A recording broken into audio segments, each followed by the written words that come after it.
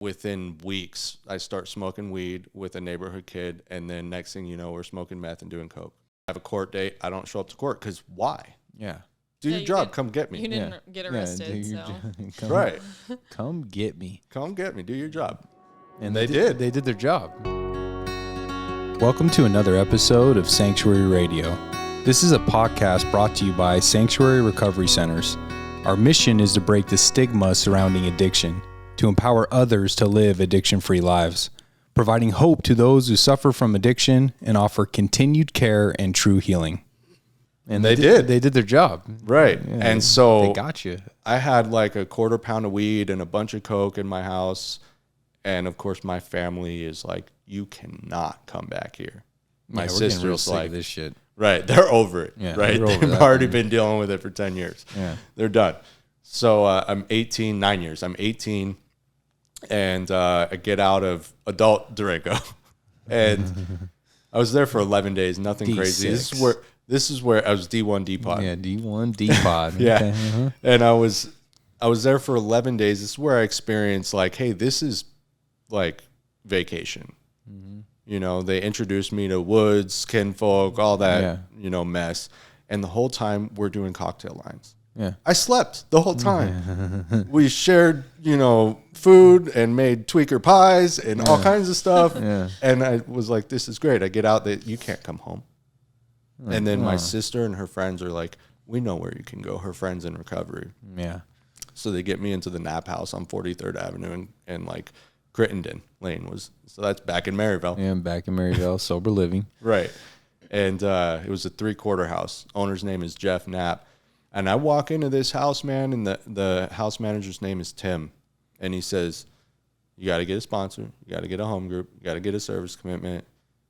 You got to pee in a cup twice a week, pee clean, do 90 and 90, all the things, right? Yeah, everything, yeah. And the only thing I heard was a sponsor. Mm-hmm. And I said, you mean to tell me someone's going to pay me to stay sober? Yeah. Big old grin on my face. Yeah. He's like, if that helps you get a sponsor, sure. Yeah, sure. Right. Just get a sponsor. I was sold. Yeah. He's like, we're going to a meeting tonight. It's a Tuesday night men's stag at Crossroads No, East. you have to pay your sponsor. That's how I do it. $50 a session. $50? No, I'm just kidding. Yeah, you looking for a new sponsor? Yeah. I'm kidding. That's it? Yeah, I'll sponsor you $50. No, yeah, that's what I'm saying. I need a cheaper sponsor. Just kidding. Oh, man. So we walk into this meeting at Crossroads East. It's called the Tuesday Night Men's Stag, and there's this, he's shorter than me, stockier, but shorter. And I'm looking down at this Asian guy. He's like, oh, you're the new guy at Jeff's place, yeah? And I was like, yeah. So he shakes my hand, but it shakes my whole body. Yeah. And I'm looking down to him, right? Yeah. His name's Brian Ong. Uh-huh. He's like, I'm your sponsor. I was like, okay. He didn't ask if I was looking for one. Yeah. And I was like, okay, cool. When do we start? Yeah. Like, it's a job, right? Yeah. When do we start? Right? And he's like, after the meeting. Do you have a book? And I was like, no. He's like, I got one for you. He goes out to his bike. I follow him. It's a Harley. He's got big old monkey bars, tassels on it, saddlebags, and he's wearing boots with a Hawaiian shirt under a leather vest. And he's Asian. And I'm just, this guy is goofy. Yeah. Right? But I'm already afraid of him because he shook my whole body. Yeah. Shaking my hand, and he's telling me what to do. And my mom was a single mom. She didn't tell me what to do. Yeah. She begged me to do things. Yeah. Right. I can relate to that. Right. She would cry and plead and beg, and I get it. I got a different approach now. Right. So, I'm excited about making money. I didn't have a job yet, and we meet after the meeting, and we start doing these steps. And after we finish this first round of step work, going through step 1, he tells me to do some things, and I ask him, when do I get my first check? And he was like, let's get to step 4. Yeah. He went along with it. Yeah. Man. That's hilarious. He went along with it. I love this for you. They had me going for months. Yeah, he thought it was a job. That's so It was funny. like a thing. You know how they give you nicknames in the nights? Yeah. My nickname was something to do with, something about sponsoring payment. I don't remember exactly what it was. A long time ago now. But that's what it was, man. It was just, they had me going. It was a joke, you know, but it kept me going long enough to where I realized I was staying sober and it was working, you know, and I was managing this halfway house. I'm selling advertising in the back end of it, you know, biz op call center. Oh God. You know, money's starting to come in. Oh yeah. I'm getting free rent at, you know, one of these halfway house sober livings. This one's on 39th Avenue in Cactus, and life is getting good, man. You know, and then my dad gets put in the hospital and he passes away. Right? Oh, Brian Ong passes away first. Yeah, your sponsor passes away, but you had 3 years up until this point. Everything's going good for you. You're working a program, you're making some money. I mean, everything is going good for you. You know, and that's one of those things. Like, we could work the best program in the world and everything is going good. Program's easy to work. You throw some loss, some negative emotions into the mix, and then you really see what type of program you're really working. Right. You know, and so that's what happens. You experience some loss. Your sponsor dies. And then your father passes, and then, you know, ultimately that leads to a relapse. So why don't you share about that? Well, let me just be honest first. Prior to my father passing away, and just after Brian Ong passed away, I start working the steps backwards. You know, so I didn't realize that was what I was doing at the time, but now I can tell you admittedly that I was working the steps backwards, and I knew I wasn't going to work a program anymore. I asked a guy to sponsor me. God bless him, Matt Keeker. I knew he wasn't going to say, call me every day. I knew he wasn't going to care if I was working the steps or sponsoring people. And it wasn't that he didn't care. He told me to. He just wasn't going to hold me accountable to it. Right. Yeah. He had a lot going on. Yeah, that was his approach, you know? Right. It was, you know, you work a program and I'll work it with you if you work it. But I'm not going to chase you around, you know? But that was what I needed. That was what Brian Ong did. He drugged me around. He didn't chase me around. He took me by my hand. And he just said, come on, we're doing this. So I know Brian. He was full throttle. Right. He was no joke. Yeah. He told you what to do, and he made sure you did it. Yeah. You know, one time we're coming down the hill from a night's retreat, and I was going through my fourth and fifth step coming down the hill. I was actually texting a girl. I just got a T-Mobile Sidekick. You remember those phones? Yeah, I remember those phones. And we're supposed to be going through this four step, and he looks at me and he's like, cool phone. Who are you talking to? And I'm like, dude, I met a girl at a bus stop. Yeah. She's a dancer. You know what I mean? Yeah. And oh my gosh. Be so proud of me. Yeah. And he says, does she know about you? Does she know that your life is in shambles? That you barely have a job? You know? And I was like, no, that's besides the point. Like, she's hot. She gave likes me her me. number. Yeah. You know? And he's like, she's a dancer. I was like, yeah. He was like, oh my gosh. He took my phone, he threw it out the window. Yeah, you don't know. I watched that T-Mobile Sidekick that I just bought, cash $500. Yeah. Slow motion. Fly out the window. Yeah, he was full throttle in the recovery, man. He helped a lot of people, man. He did. And you know, so you worked the steps backwards and, you know, experienced some loss, and then ultimately you turned 21, and sounds like a great day for a relapse, and that's what happened. So why don't you share what happens from there? Yeah, so when I relapse, you know, I get home from Old Town Scottsdale. You know, I planned Martini it Ranch. I planned it big, man. We got a table bottle service. I think it was actually Mist. Mist was still open. Mist. Mm-hmm. And it was a show. I forget what DJ was performing that night. But I get home and I was like, man, AA don't fucking work. Yeah. Right. So there's a string of events after this where I'm going to do whatever I can besides AA to stay sober, right? And I'm not sober at the time of making this decision, right? So I had no recollection or understanding even that I worked the steps backwards and I wasn't working a program. You know, I think I knew it. I just didn't want to admit it kind of thing. I don't know. It doesn't even matter. I was saying AA didn't work. Yeah, it doesn't work. Right. Right. So I'm going to just drink on the weekends. I'm going to try being a good dude, you know, living by the principles of AA, but not working a program. I'm going to take myself through the steps because I don't need a sponsor. I'm not going to go to meetings. All the things, right? Yeah, all the things they tell you not to do. The beautiful plans come. I'm going to get a sober girlfriend. She's so sober, she has a 1 day at a time tattoo on her wrist, right? Yeah. this was my best idea yet. Yeah. Right. I was stuck on it. Right. We're going to fall in love. I'm going to propose to her. And I did that. You know what I mean? And she starts getting loaded with me. And then I'm like, oh, I got to make a better plan. Right. New plan. I'm going to get her pregnant. Yeah. Yeah. That'll fix everything. I've had those plans in my head Yeah. before. Yeah. It's sounding real familiar. Yeah. So social worker comes into the room after we have the baby, and she's like, well, here's what's going to happen. And it happened. So I was like, okay, I'm back on task. Right. I got to call and enter my social security number every morning because that's how DCS and task does it.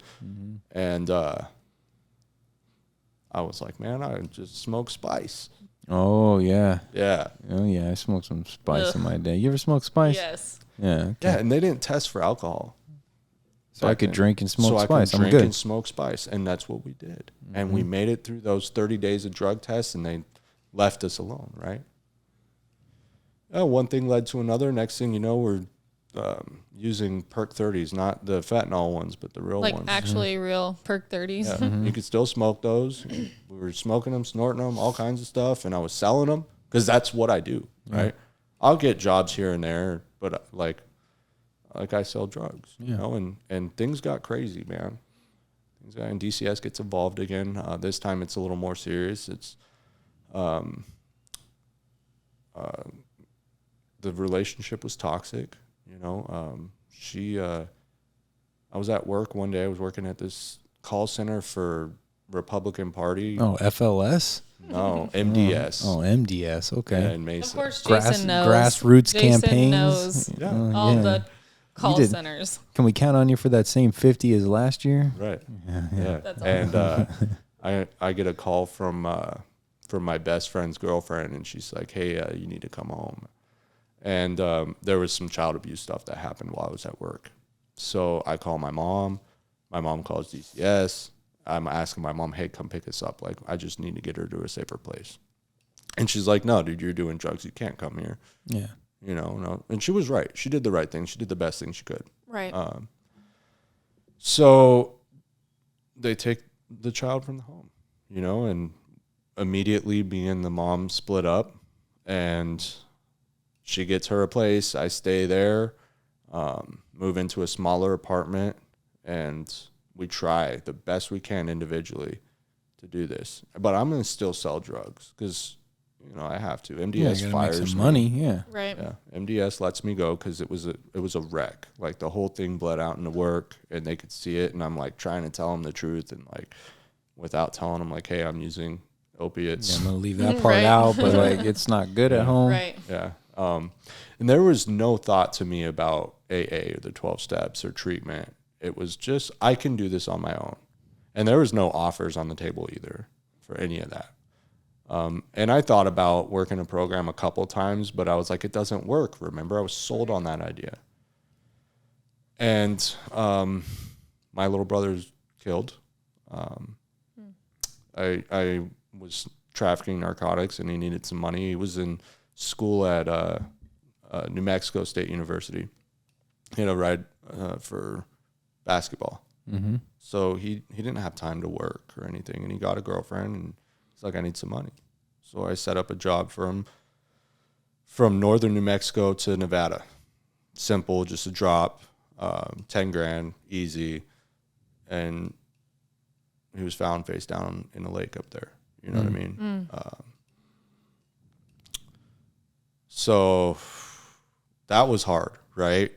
But it was manageable at this time. I'm like, my dad, my little brother, I'm depressed, I'm grieving.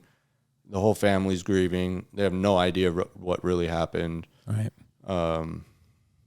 And then I'm starting to stay sober at this point. I'm doing good. Well, not sober. I'm drinking and smoking weed. I have a medical marijuana card. Yeah, it's legal. They can't tell me Right. no. Yeah. Right. Yeah, they're both legal. I'm 21. I Yeah. can do this, right? Yeah. And I'm trying to manage. And I'm doing other like party drugs like shrooms and acid, things they can't test for. And I'm having spiritual experiences. Yeah, right? a whole bunch of them. Right. Yeah. That's funny. And my sister calls me up one morning, and she's like, "Hey, can you come over and grab a bottle?" And we liked whiskey. That was what me and my sister liked to drink. Southern Neat. Comfort? Whiskey neat. No. Oh, whiskey Like neat. Oh, you Wild said Turkey, neat. Jameson. Yeah, okay. Wild Turkey when we were really feeling like frisky. Yeah. Like so to this day it was Wild Turkey. And then she was like, grab some Captain Morgan too. So we did, and we're just going back and forth, whiskey Captain, and I brought some Coke and some Xanax. That was my thing. I liked Xanax a lot, and I had a prescription for it. So then she's like, I got to go to work. She worked at Massage Envy out at Norterra, and we were on 15th Avenue in Campbell. I had a pocket full of money, and she had a job. We could have just called her a cab, or we could have called out. Right. You know what I mean? But instead, it was, I'll follow you. Right. We're both fucked up. And she slams into the back of a truck. And she's driving a little 90s black Honda Civic with an upgraded engine. So there's no, like, resistance between her and the engine and the car in front of her. Like, this car is tiny, light, and rebuilt. And it kills her, right? So, again, I'm directly involved. And at the hospital, we identify her body and do all the things, say our goodbyes, and my family, again, has no idea. And I'm fucking loaded, right? And that's all they knew. You know what I mean? Or maybe they knew more, but they weren't talking about it, you know? Right. So, damn. At this point, It's game over. a rough piece, Alan. I signed God. an open adoption for my daughter. Yeah, I'm good. Right. Yeah, I can't do this. Yeah. I can't do my son's mom's rights are severed at this point because she stopped showing up to court. I signed an open adoption, and it's off to the races. Like, I'm going harder than ever before. I'm Right. shooting heroin, shooting meth. I didn't give a shit about it. It was fuck it. Yeah. You know, Right. I let my daughter's mom back into my life. We're hotel shuffling. I'd gotten raided a couple times already at this point. Like, the jig was up. Everyone knew what was going on. Yeah. You know? Right. So finally, one day I'm in this hotel. It was the Roadway Inn on Apache and like the 101 area. You know what I'm talking about? Roadway. The Roadway Inn over there on Apache Boulevard. Oh, yeah. I know Apache Boulevard. I mean, dude, I had such a lack of fucks. Excuse my language. I would walk down Apache to that Circle K on Price, and I would take a shot right on the sidewalk, just walking down the road. I think it was the best way for me to actually find a vein, you know? Need that natural light. Because you're Because my pumping. blood's flowing, right? Right. So I can just tie off real quick, pull the needle from my ear, and Yeah. we're good, right? And one morning we wake up, and she's, you know, calling the Paisa, and I was like, you know what? It's all your fault. Fuck you. Yeah. I'm gonna go to Crossroads. I'm gonna do this one more time. Right? And I'm so resentful and angry at this woman and myself. Yeah. But I was blaming it all on her. Right. It was all her fault. I didn't take into consideration the fact that, you know, when I met her, she was okay. You know, she was managing. Mm-hmm. And I put together 11 months. I worked the steps with a guy named Greg. And then I do the same thing I did after Brian Ong passed away, and I worked the steps backwards. I stopped sponsoring guys. I stopped showing up to my commitments, you know, just like clockwork. Same thing. I get loaded again, and this time I'm sitting behind the subway on 16th Street in Lincoln because that's where I worked. And I had just done a shot in the bathroom, and I was like, why the fuck am I here again doing this? Right. You know? And next thing you know, I'm doing the hotel shuffle again. I get kicked out of sober living, and I'm all the way out in, like, way West Phoenix, like Tolleson or You're hanging out. You're hanging out there? Yeah. I didn't even know who I was hanging out with. I didn't know these people. And I had a ton of Xanax and some black, and trying to start selling again to manage the addiction and paying for the hotels and keep things going as long as possible. We reach week number 2, and I get in a fight with them. Like, we run out of drugs and money. Yeah, now you know I'm what I mean? pissed. Yeah. Yeah. And we all get in a fight, and they basically just gang up on me. You know what I mean? And I get my ass rocked because I couldn't keep up. There's too many guys, you know, and this girl's like videotaping it. I'm sure they posted it on YouTube. You know, I fared okay in the beginning, but eventually I just got overwhelmed. Yeah, for sure. And Jason knows something about. Yeah, I'm always overwhelmed when Yeah, I'm I was fighting. gonna say. Doesn't matter how many there are. right. So I walk into this Jack in the Box, man, and 2 black eyes, blood everywhere, shirts ripped up.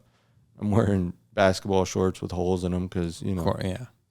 And they let me in the bathroom, and all I have on me, like those people stole everything else. All I had was what in my pocket, and that was my kit. Yeah. Right? So a needle, an old needle, some cottons, a spoon,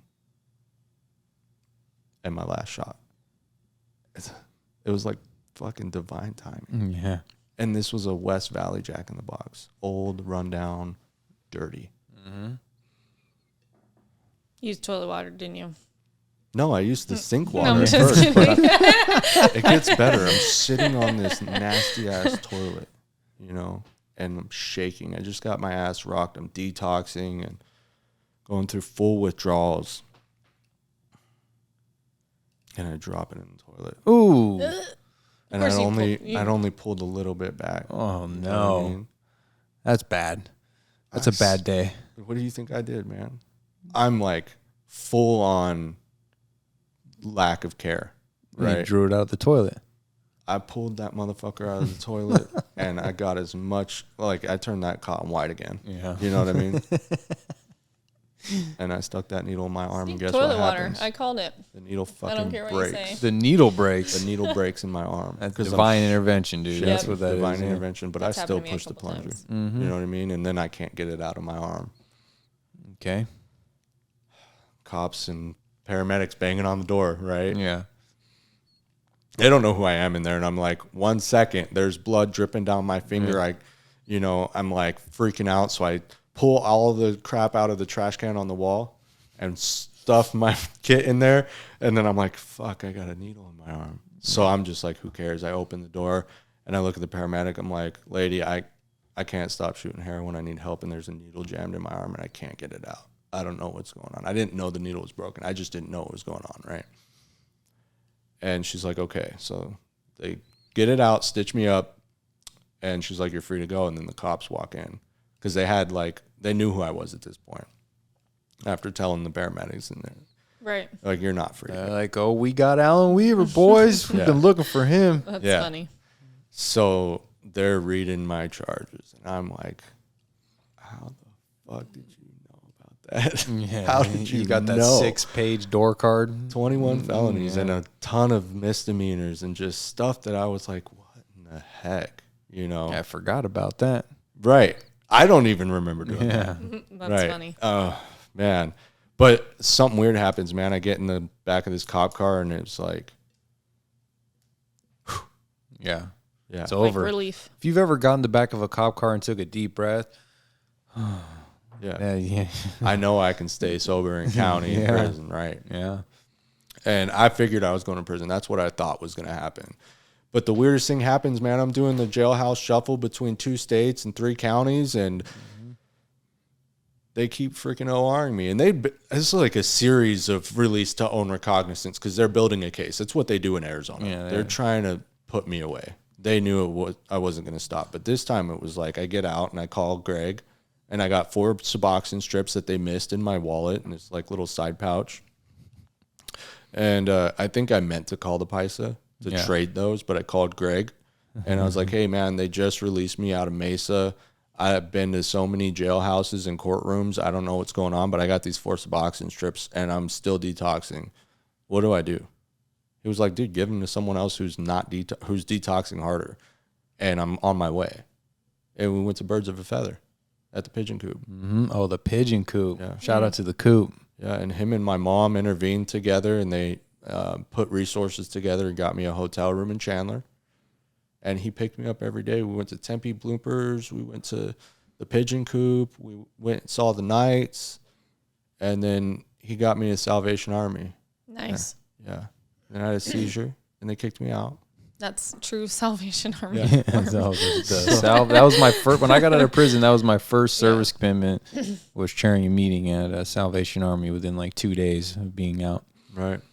Yeah, even though you're supposed to have 2 years, but for some reason they just Yeah, well, at that time I had over 3 years. Okay. But I just did an 8-year prison sentence. Right. And I said, I know I got to get connected right away, get an H&I, get a Right. commitment. Beautiful. And so I got connected with Jay Dow, Sober Music Company, shout out. And, he got me set up over there. And, about 3 days, man, I was chairing a meeting over there with, what's his name? You know him. I don't know, it'll come to me, but yeah, you definitely know who he is. Jimmy Cannon.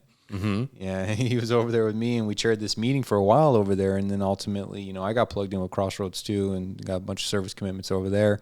And so, that's what ends up happening, right? They get you back into Crossroads, right? Mm-hmm. Yeah. So I get kicked out of the Salvation Army. I call Aaron S. And he's the admissions coordinator at Crossroads. I said, "You out of bed?" He was like, "Which one?" I said, "East, the only one." Yeah. I like Crossroads East. That Well, was like my home for a little while. Is that the one that does the breakfast? Yes. Sunday morning Okay, breakfast. I That was one of spoke my there favorite one- yeah. meetings. It's the Yeah, I one, spoke and there it's the once. one that's closest to Mandalay, and so like we could walk there, Mm-hmm. and that's where I went to all my meetings, and so that's like my home base. Like every Right. time I think of early recovery, I think of Crossroads East. Well, I wanted to go there because the Tuesday Night Men Stag. You know what I mean? Right. That was it. That was like, these guys know me. They know my MO. If anyone's going to be able to hold me accountable, it's these men, right? Gary Waugh, Casey O'Neill, Eddie Rivera, the guys who will just call me out. You know what I mean? And so they did. And I get to Crossroads East, man, and I pick Trevor Chaka at the Tuesday Night Men Stag because he's up at the podium. He's calm. He's happy at this time. I didn't care about what he drove, the bike he rode. I didn't care about none of that. He was comfortable in his own skin, right? And I waited for him. Everyone was talking to him after the meeting, but I waited. And he started to show up every week after that, man. And so, again, I'm relearning everything Brian taught me when I first met him, but in a different way. Right. Right? In a way like I'm desperate. And it had nothing to do with going to prison. It was like, if I was going to prison, I could stay sober there, right? It was just like the gift of desperation to stay fucking sober. That's Right. it, dude. Right. Yeah. So he taught me how to love another man, how to show up. He taught me the principles in a different way, a different light. And then I was able to grieve my daughter, my sister, my brother, my dad with a somber mind, sober and like grateful to be able to do it sober, right? And so the game's changed completely. I'm facing my traumas and my emotions, and I'm not running from them. I'm admitting my faults. I'm making amends. I go back to court after getting a warrant again, and I make amends and walk in and just turn myself in. And the judge is like, "Come back next week. We want to keep an eye on you." Yeah. I had no idea where this is headed. The DA is like 15 years, then goes to 7 years, then goes to 3 years. Prison, right? And the judge is finally at the 3-year. Judge looks at him and he's like, "He's not going to prison, Mr. Prosecutor." Yeah. Right? Yeah. He's not going to prison. And right there in front of everyone, he's like, "You're going to do federal probation. We're going to keep a tight eye on you. You're going to test. You're going to do all the things. Tons of community service." Man, tons of fines. And I'm like, I don't even have a job. Yeah. I'm in Crossroads East, Right. right? They want me to work here for free. Yeah. You know what I mean? And I was like, how the hell am I supposed to do this if I'm not going to prison, right? How am I going to get a job with, a background? And, dude, it just one thing after another, opportunities presented themselves. And it wasn't like I was looking for them.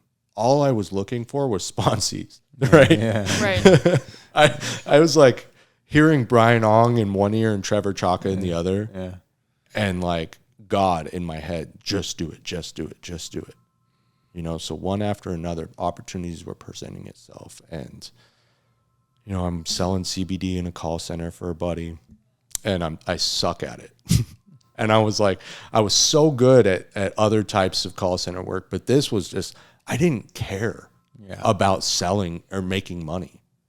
I wanted to get off, work, go to a meeting and like work with some sponsees. Right. Yeah. That's what I cared about, man. Yeah. I didn't get, man, it was just different. Recovery was different this time. And it was a beautiful experience. You know what I mean? Yeah, and it was your time and the gift of pain and desperation. See, you know, what ends up happening is if we think about our stories and all of ours sitting here, you know, all the times that we felt that pain, that pain, but the problem was we got relief, not recovery. Right. And this time you get recovery, and then you start your journey of working in recovery. And, you know, so why don't you talk about just the journey, some of the places that you've worked, ultimately leading to where you work now, and we'll kind of close up with that. So after the volunteer position at Crossroads went void because I was on probation, they had to discontinue that. I went and did the call center thing, and Anthony Tatum hired me at Camelback Recovery. So I said, buy CBD oil, because I didn't really want to do that. Yeah. It wasn't really conducive to recovery. Right. And I wanted to work in recovery really bad. So I'm working at this really bougie sober living, you know, as a house manager, and I'm so grateful, you know. And then 9 months in, I get a car. I'm not riding the bus anymore. It's a little black Ford Fiesta. Oh, the Fiesta. And I'm packing guys in there to go to taking- meetings. Gary Wall's like, that's not your car, that's God's car. Yeah. You know what I mean? Yeah. That's God's car, right? Yeah. And so he's like, you're not going to a meeting unless you're taking other guys or you're doing it wrong. Yeah. You know what I mean? So I'm in the Stag after the meeting. I'm like, if anyone needs a ride, I got a car now. Yeah. That's funny. You know, and I was actually talking to a buddy, Jason, about it from Sora Recovery the other day. And he was like, Alan would pick me up in Phoenix, take me to a meeting, drive me back, and we were doing it 3 or 4 times a week. And I was like, man, I don't remember it like that. Yeah. You know what I mean? Like I was a good man. I would just remember it as like, I want friends. I want to go to a meeting. Let's go. This is fun Right. for me, Yeah, right? Let's go. And so after that, I'm working at this outpatient clinic, you know, and I left Camelback to start working in a treatment center. Right. And I'm stoked about it. And I'm working with Haley. Yeah. Oh, We won't Yeah. say where we used to work yeah. together, I mean, the but connection. a lot of people know. I mean, Haley knows everybody. We got the opportunity to meet Yeah. and help a lot of freaking Yep. people. we Right. butted heads a little bit in the beginning, but that's just true to my nature. So And mine. Yeah. Are you kidding? we're, Yeah. I'm very stubborn. So Oh, I didn't know. Jason, Yeah, I didn't come know. on. I knew off the rip, and I was like, man, I'm the bull with the horns. Let's go. Yeah. That's how we, but you know, we connected through that and figured it out and worked out through, you know, probably work trauma is what I will say. Like we kind of came together. Trauma bonded. Yeah, Yeah. exactly. Oh, okay. All It right. was a beautiful experience, right? And then she continued working there. I left and I went to work somewhere else. And this was my favorite recovery job, is Axiom Care of Arizona. I started in the residential as overnight tech, just like I started the last place was overnights, and quickly moved to days. It was quick, Right. You know, because I wanted it. I was good at it. Yeah. You know, and I'm learning case management, and I'm learning all kinds of running groups, and I'm like, this is freaking awesome. And I'm working 80 hours a week at the, you know, we're short staffed, COVID hits. Yep. You know what I Taking on mean? those extra shifts. Yeah. You know what the weirdest thing is when COVID hit, my career launched, right? A lot of people don't have that experience. Right. A lot of people, it just affected I them think in a different lot way. of us in recovery can relate to that just because it really boosted, you know, mental health awareness, like when COVID hit, because people, you know, who had good working jobs were getting stuck at home and struggling with depression and drinking more, and like we were seeing more teachers and doctors, and you know what I mean? Like it was just, it hit everybody. So now it's a topic that we're talking about more than we ever have. So Right. And then they open this detox, and they're like, we want you to be the lead navigator. And I was like, what? You're like, okay. Dude, I got like 2.5 years sober, 3 years, something like that. And I'm about to cry right now. You know, like tears are balling up. Yeah. And I remember going to the outpatient clinic to do the interview with the HR guy. And it was like a negative meeting is why we met. But like in their findings, they were like, yeah, we want you to run this, because the person that the problem was with ended up getting let go, you know, and they're like, we love the way you handled it. Like, I didn't ask questions. I didn't yell on it. I'd been in experiences where I wanted to fight it, and I had fought it. And this time I was just like, what do I need to do to make this better? Right. Right. And that's how I approached it this time. And I was like, here's where I was wrong. Where do you think I was wrong? Here's where I see it, you know? And they were like, well, you know, this is what we are told happened. This is what we see on the cameras, and this is what you're telling us. And they were like, we feel like you would lead better because of how you handled everything. So I went to go be this lead navigator, and there was like 2 clients in the facility. Everyone's freaking out. How do we fill these beds? And I was like, I don't know. Let me call some people, because I knew so many people. Yeah, and recovery. I mean, the recovery community, man. We know so many people. So I'm doing free BD and admissions for $17 an hour. You know what I mean? And boom, the facility's full. Hold up. And then they're like, thanks, keep it up. And I was like, wait, what? Yeah. I want to do admissions. Yeah, yeah, Right. yeah. They didn't offer it to me right away. They opened it up, you know, publicly, and I apply for it, you know, and so I stopped filling beds. Yeah. You got a guy now, so They're asking me, what do we need to do, you know, to get you to Right. fill beds? And I was like, I told you I want to be in admissions. Yeah. Yeah. So I'm working with Felicia in admissions, and she's like, just fill beds, man. You know, and it wasn't like in a bad way. It was, what you're doing is working, right? So do it. And they gave me free reign. And I'm meeting people, and people are taking me out to lunches. I'm going to these events, and I'm taking calls. My best friend was the lead tech at the Detox, TJ Moore. Mm-hmm. He's now the admissions manager, right? He kind of followed in my footsteps everywhere. He was at Camelback, then he went to Axiom as a tech, and now he's the admissions manager also. And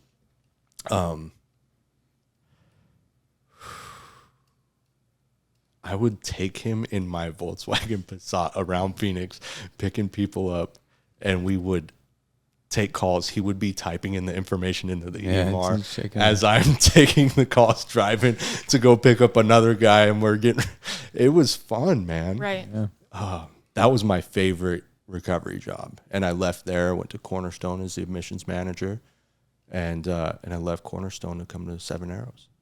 And so here we are now. I Here mean, we are. you know, your journey and the evolution, you know, Right. and every time we think about this, it's our, you know, our work ethic, man. It's our passion for recovery. Right. It's our experience. It's all these things that gives us the ability to just help the masses, man. And that's what we're trying to do. And, you know, that's what this podcast is all about. Right. You know, we want to bring in our recovery team from all the treatment centers, because we all work together, man. Right.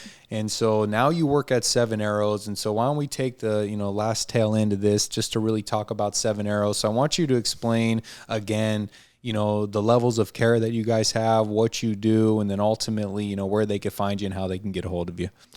Well, I love this part. And it might surprise you that 7 Arrows Recovery is residential only. Mm-hmm. We don't provide any other levels of care. Okay. It's a 45 to 90-day program, and that's beautiful for our clients, because they can come into us as a long-term residential, and they can still step down to other levels of care and get a full continuum. Sure. They can do EMDR. They get a ton of inner child and trauma work, right? And CBT and DBT, and they get to go to outside meetings, you know, in Douglas or Bisbee. And they get to ride these horses and do sweat lodges. Yeah, it's pretty cool. And it's only a 16-bed facility that's on 162 acres. I love it. I've been out there twice. You took a tour, right? You've been out there a couple. I've been out there out twice, and I absolutely love it. The food is amazing. The atmosphere is just, I don't know.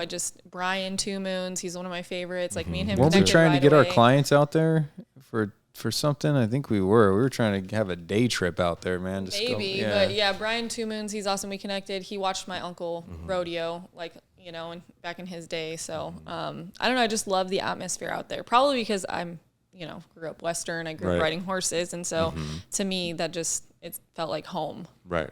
It's just this So little how ranch vibe. how big's the property? The entire property is 162 acres. Damn. So it's like, there's like the ranch, the house with all the rooms and stuff. And then there's like little cabins for the staff to stay on property. So everybody's cool. on property Oh, yeah, at that's all pretty times. It's cool. a very homey family vibe. Right. Yeah. The best part about the program is the community vibe. Right. Gwen's amazing. She's our CEO. And Laura, who's our yep. COO. She's who I met first before you even started working Right. there. Right. And then Joe is my counterpart. He does BD also, Southern Arizona. And our clinical director, Lindsay Rothschild, she's incredible. They really have it set up to provide these clients with individualized care. And people say that. all the time. It's Oh, yeah. such a We've buzzword. we've- Holistic, farm to Yeah. table. We do all this stuff, right? Right. We've worked at a few places that, promise them the moon and Right. Don't and offer they don't that. deliver. right. But it happens here. Right. And I look at all these places I've worked, right? Where Axiom Care was, hey, let's just give them the opportunity to get sober and do the best we can. It was a beautiful experience. And at Cornerstone, it's like, let's get them in the steps and get them the therapy they need, right? But here it's like, we're going to do all of that and we're going to help them find a center, right? And some spiritual path. And we're going to do all this therapy. And we're going to introduce them to AA. We're going to let them ride horses. Right. You know what I mean? Yeah. And they do it every week. Week in, week out, 10-hour days, 7 days a week. And I don't know, man. They work in this garden. They bring all the vegetables into the kitchen. And then they work with the chickens, bring the eggs to the kitchen. Like, it's so cool. Yeah, it is cool. Yeah. I mean, I've heard a lot about it. I mean, Yeah. I haven't had the privilege of going out there and seeing it yet because it's not right around the corner. No, it is a drive. It's 3.5 hours from my house in Chandler, which is the south side of the It's a town. drive. Yeah. It's a drive, so I haven't made it out there yet. But man, and just everything that you're doing, and the word of mouth, everyone talking about it, man. Right. Everyone just has nothing but just high praise for that place, man. So it's powerful, dude, to be able to actually, because one thing about recovery is, people say, I'm not going to badmouth any other treatment centers. I would never do that. But it's just like anything in life. People talk a big game and then you see it or their feet don't match their lips. We'll always talk about that in recovery. Right. And you can go up there and do a speaker meeting or spit some high power shit. Then you go outside the meeting and you act like a complete moron and it don't check out. It's the same thing in any industry. Right. And so it's beautiful to have a place that not only says it, just like here at Sanctuary, we provide everything as well to the best of our abilities, man. And we do it day in and day out, just like you guys do too. So if they want to get in touch with you at Seven Arrows, how could they find you? What's your social media? What's the admissions number? Plug all your stuff, man. If you hear that program and it's something that you want to be a part of, or you have a family member struggling or anything, reach out to Alan, please. And this is where you could find him at. All right. So our website, first of all, is 7arrowsrecoveryarizona.com. You can look us up there. The admissions number is on that website, or you can call 866-986-2550 for the admissions line directly, or you can call me directly or text. My cell phone number is 480-828-6456. You can find us on TikTok, Instagram, and Facebook at 7 Arrows Recovery. Nice. Yes, dude. So it's all out there, man. You got to be on all that stuff now. Where can they find us at too, Haley? They can find us on YouTube, Facebook, Instagram, TikTok, all at Sanctuary Recovery Centers, and our website is sanctuaryrc.com. Yeah, man. So reach out to us if you have any family members, friends, loved ones, anyone struggling with addiction. Reach out to us. Reach out to Alan, man. We do this thing together, and that's what it's all about. And that's why we continue to bring our team from other recovery centers on, man. That way we can just share the message of hope. So, Alan, man, it's been an honor and a privilege to have you on our show today, man. And just thank you for being here and sharing what you guys have at Seven Arrows. So thank you, guys. Tune into the next episode. We'll see you next time.